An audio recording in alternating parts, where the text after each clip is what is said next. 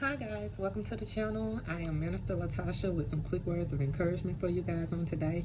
First, I cover myself in this video in the blood of Jesus, asking that you block every attack, plot, scam, and scheme the enemy tries to send this way.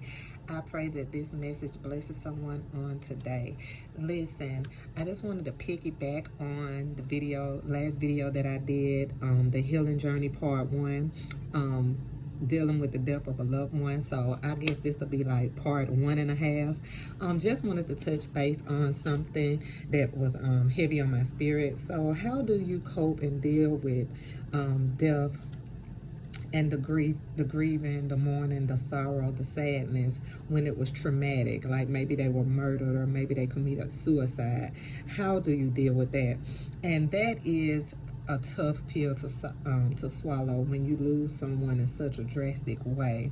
The best way that I can answer that is to use their story to save someone else. You know, God comforts us when we go through hard times, and He comforts us, and He gives us the strength to persevere through that thing so that we can be able to comfort others. We can be able to relate to them and to comfort them in their times. And that's exactly what we need to do in these situations. Yes, we are heartbroken that the loved one isn't here anymore. Yes, it is devastating on how they left here. But we want to ask God to give us peace that surpasses all understanding. We want God to comfort us and to give us strength to accept what has what has happened, to make peace with it, to forgive those that were involved, and to also use their story to save someone else. I'll give you an example. So as people that know me, and as I've stated in previous videos, I lost my brother in April. My brother took his life. He was dealing with some issues. He did come to us and let us know that he was dealing with some mental issues and depression. He also he sought counseling and everything, and he did good for a minute, and something happened, and I guess it was too much for him to handle this last time, and he did take his life. And although it was a hard pill to swallow, not only just the fact that him not being here anymore, but it was the how he left. So it left me with questions of like, why didn't he ask for help this time, or why didn't he say anything? I would have went where he was, and what was he really going through? What was going through his mind? Like, why wasn't he strong enough? I just had a lot of questions that I needed answers to, and so I went strongly to God in prayer, and through prayer and meditation, God gave me peace about the situation. God gave me clarity about what he was going through, and he gave me peace in knowing that he's not here anymore, but he's not in that struggle, that mental struggle, that battle anymore. And yes, selfishly, I would want him here with me, but he unfortunately he's not. And so what I took from this after I got peace in the situation is that to use his story to save someone else. So if I know that people are dealing with mental issues and they dealing with suicidal thoughts or depression, I want to be able to minister to them. I want to be able to let them know that how important they are, how needed they are here, or how they have purpose in this life. And I want to be a shoulder for them to cry on, or someone for them to talk to possibly be able to speak life into them so that they can not go the same route that he went, so that they can see the value of their life and possibly save a soul. And so we have to find a positive, or make a negative situation positive. No matter how hard it is, even if you lose a loved one to murder, one of the hardest things to do in those kind of situations is to forgive the person who did the crime. And I know that's hard, but we can't hold unforgiveness in. We have to trust God to be the vindicator. And God, and with every actions, and every actions and every reaction, there's consequences. And so we have to trust that God have the best plan for not only their lives, but for what's going to happen for them for their wrongdoings. I know a lot of people feel like people have been murdered and they haven't gotten any justice in it, but trust that God has the final say. So he knows all and he sees all. So just continue to pray and just continue to trust him in that situation.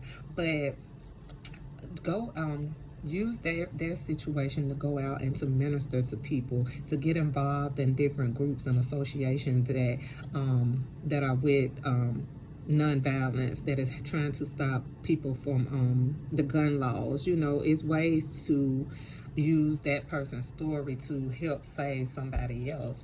And so it's just basically finding the positive, finding the good in a bad situation, because even in the midst of something bad, there's always a blessing in it. And even though you may not have been able to save that person's lives, you sharing their story, or you using their story to help save someone else, is saving souls, it's saving other people's lives. And like I stated in the last video, guys, sometimes we don't understand God's plan, because we look at it from an me standpoint, where it's just evolving around your situation, around you and what you want and what you see for yourself. But God moves in a way where it affects others. Like I'll give you a perfect example. Going back to Esther in the Bible, when Esther went for to be pruned to be queen, and she found favor in that moment, she probably never would imagine that her becoming queen would not only bless her, but it would bless her people, a nation. So the plan was way bigger than her. Yes, she became queen. Yes, she was favored, but it was for a bigger cause. It was to save a nation, to save her people. So, and that's how God moves in our circumstances and in things that goes on in our lives. So I just wanted to touch base on that when you're dealing with something, with a loss of a loved one, to such a traumatic situation, yes, it's hard knowing that they left here that way. Yes, it hurts our heart. It hurts our soul to know that they left in such a violent, or such a traumatizing way. But just know that God can still give you peace in that God can still comfort you in that God can still mend your heart in that, and that you can use their story to save many other lives. And that's the blessing in it. So I just wanted to come on here and give you guys that quick message. I know it was quick, but it was definitely a now message, because with so much going on in the world today, we have to make sure that we're ministering to people, because there's so many people that's going through it.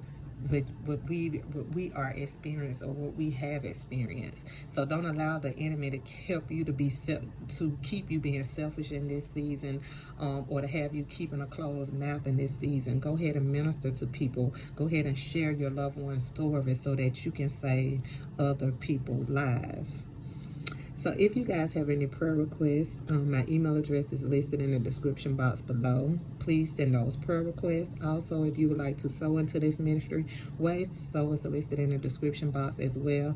I pray that this message has blessed somebody on today. I know that when I was going through it, it truly blessed me, and it definitely gave me the strength and the courage to want to share my brother's story with many, so that I could save somebody with his story. And so, as I say in all my videos, you guys be blessed and a blessing.